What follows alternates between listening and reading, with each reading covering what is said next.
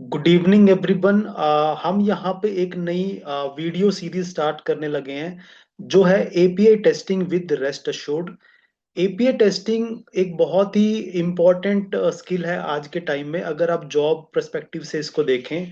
और API testing करने को जो सबसे फेमस और जो मोस्टली यूज्ड वाइडली यूज होने वाला जो टूल है वो है रेस्ट अश्योर्ड।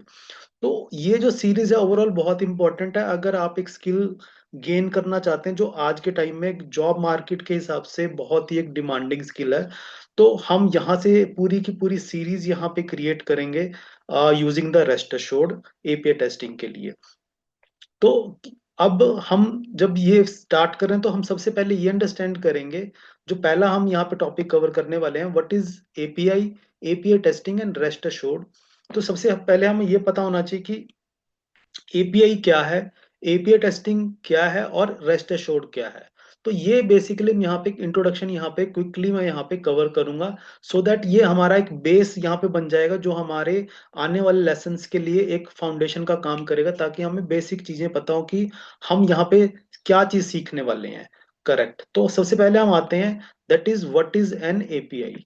एपीआई पहले हम देखते हैं कि टेक्निकल डेफिनेशन क्या, फिर मैं आपको इसका एक अंडरस्टैंडेबल मीनिंग बताता हूँ। API stands for application programming interface. API की फुल फॉर्म है application programming interface. It allows to software system और applications to communicate with each other. जो एपीआई है बेसिकली वो एक कम्युनिकेशन का मीडियम है, वो एक इंटरमीडिएट है। एपीआई की हेल्प से क्या होता है कि जो हमारी दो डिफरेंट सॉफ्टवेयर एप्लीकेशन है या दो डिफरेंट सॉफ्टवेयर सिस्टम्स हैं, वो आपस में कम्युनिकेट कर सकते हैं। वो कैसे कर सकते हैं? एपीआई की हेल्प से। तो इस कॉन्सेप्ट को अंडरस्टैंड करने के लिए मैं आपको यहाँ पे एक एग्जांपल, एक ग्राफिकल कुछ चीजें ड्रॉ करके मैं आपको दिखाता हूँ, जिससे कि आपको ये आइडिया लगेगा कि एक्चुअल में एपीआई क्या है और वो कैसे बेसिकली काम करती है। तो हम इस चीज को अंडरस्टैंड करने के लिए मैं आपको यहाँ पे एक एग्जांपल, मैं आपको यहाँ पे डेमोन्स्ट्रेट करके दिखाऊंगा कि सपोज करो आपके पास एक ये एप्लीकेशन है, दैट इट इज अ, आपकी क्या है, एक ई कॉमर्स एप्लीकेशन है। ठीक है। तो ये एक ई कॉमर्स एप्लीकेशन है जिसके अंदर क्या होता है, नॉर्मल ई कॉमर्स एप्लीकेशन के अंदर आप क्या करते हैं, अपने प्रोडक्ट्स डिस्प्ले करते हैं। यूजर्स आते हैं, प्रोडक्ट्स को सर्च करते हैं, प्रोडक्ट को फिर परचेज करते हैं और प्रोडक्ट की पेमेंट भी करते हैं ताकि हमारा ऑर्डर प्लेस होए।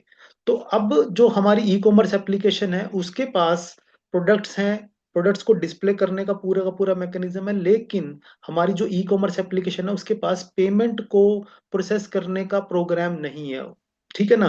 क्योंकि जो पेमेंट का प्रोसेस है वो बहुत ही क्रिटिकल, एक सेंसिटिव, बहुत ही एक प्रोग्राम है जो कि हर एक ऑर्गेनाइजेशन या हर एक डेवलपर उसको क्रिएट नहीं कर सकता।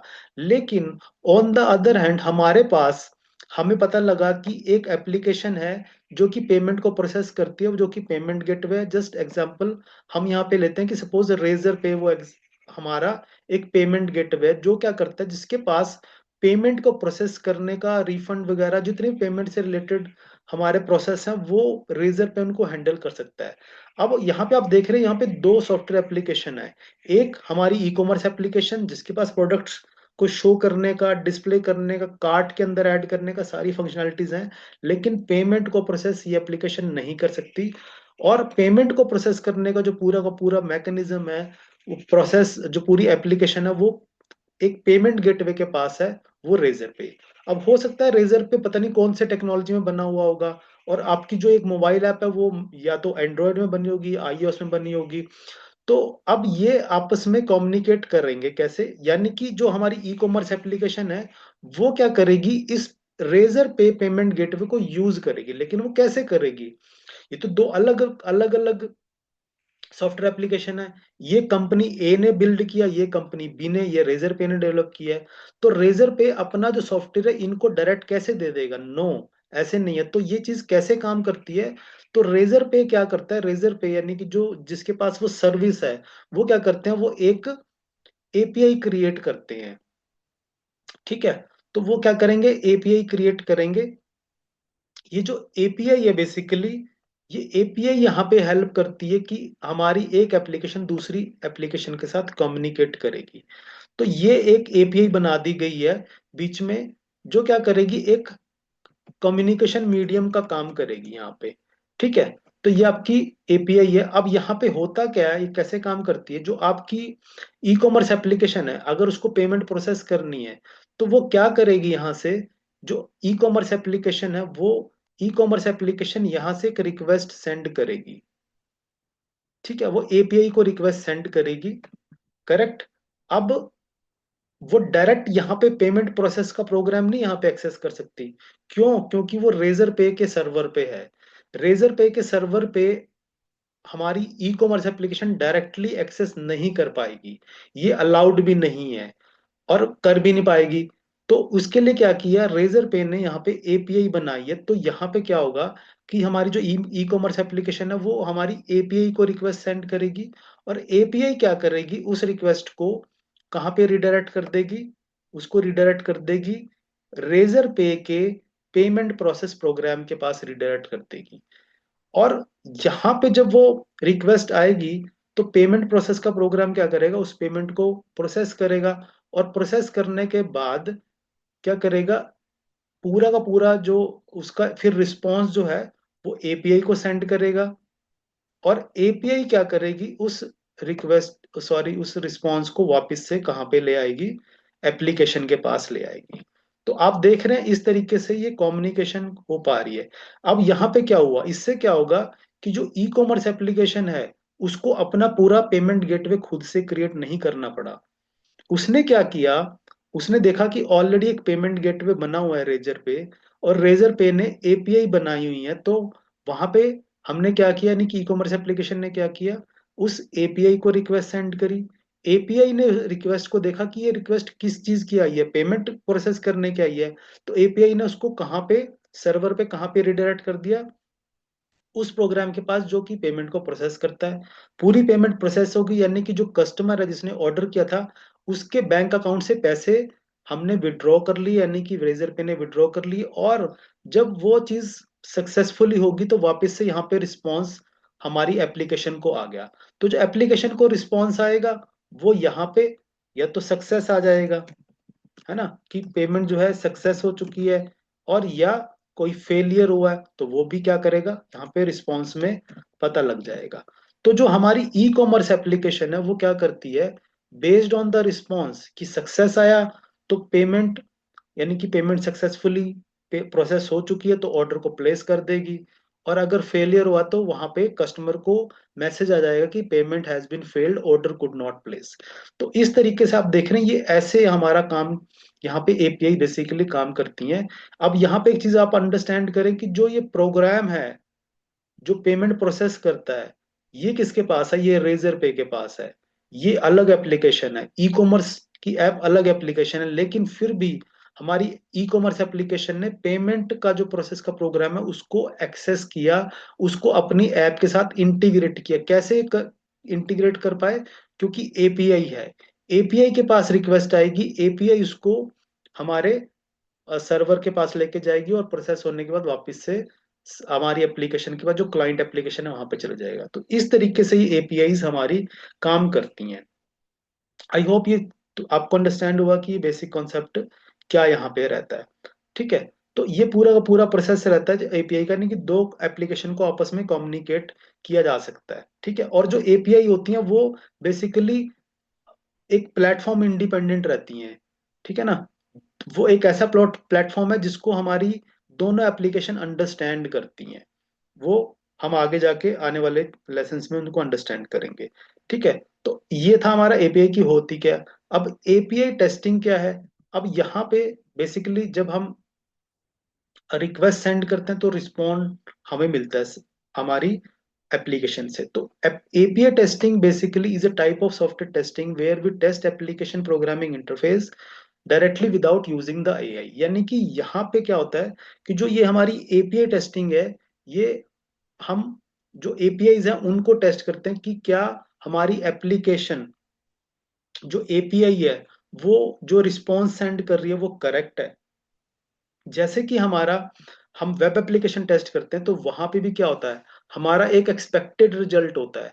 तो ऐसे ही यहाँ पे क्या होता है, एपीआई के लिए भी हमारा क्या होता है कि हमारे कुछ एक्सपेक्टेड रिजल्ट होते हैं। और अगर आप एपीआई टेस्टिंग के फ्लो की बात करें तो वो कैसा रहता है, इसमें क्या होता है कि टेस्टर सेंड्स अ रिक्वेस्ट, पहले एक रिक्वेस्ट सेंड करेगा टेस्टर, वो रिक्वेस्ट की डिफरेंट टाइप हो सकते हैं, gate request, post request, put और डिलीट, ठीक है, डिफरेंट टाइप्स हैं, मेथड्स हैं।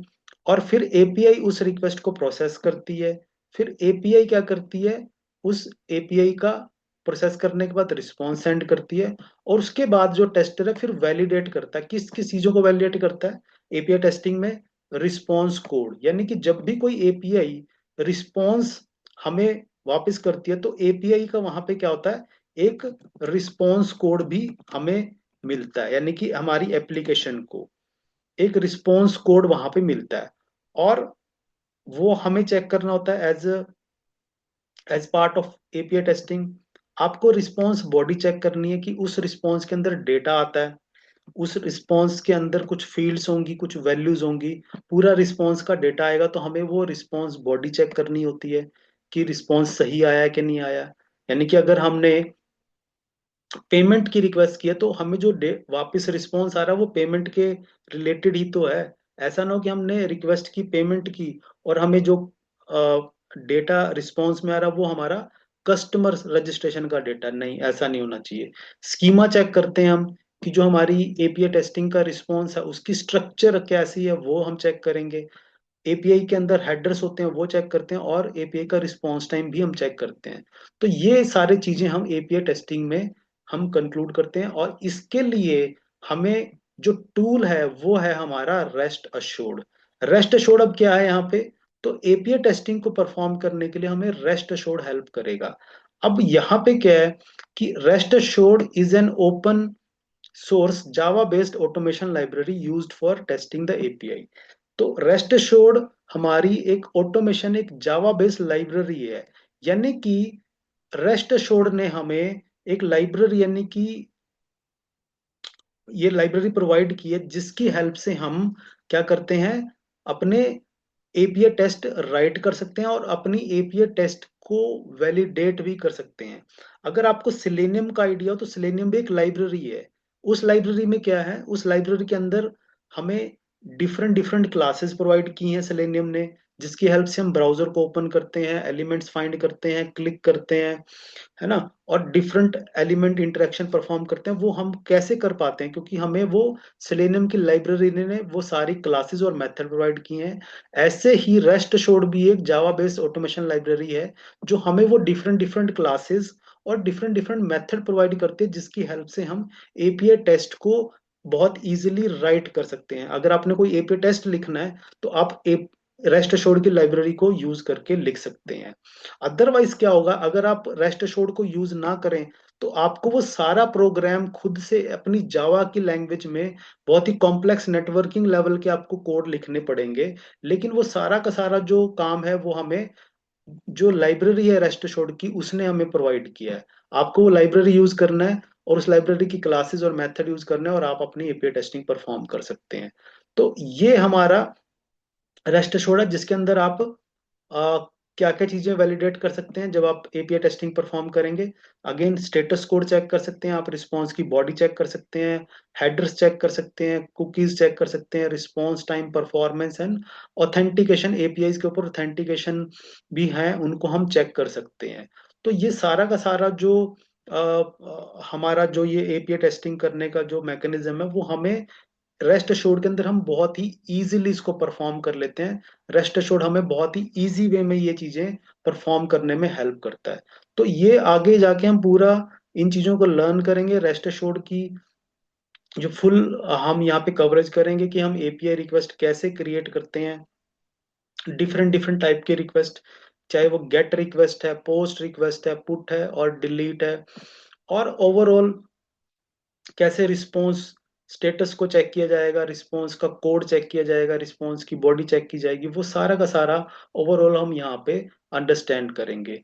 तो आने वाले जो वीडियोस हैं आप उनको फॉलो करें। अब नेक्स्ट वीडियो से हम एक्चुअल में हम इन चीज़ों को स्टार्ट करेंगे। पहले हम रेस्ट एश्योर्ड को अपने सिस्टम में सेटअप करेंगे और फिर हम एक्चुअल में एपीआई टेस्टिंग परफॉर्म करना स्टार्ट करेंगे। इस सीरीज के साथ आप बने रहें।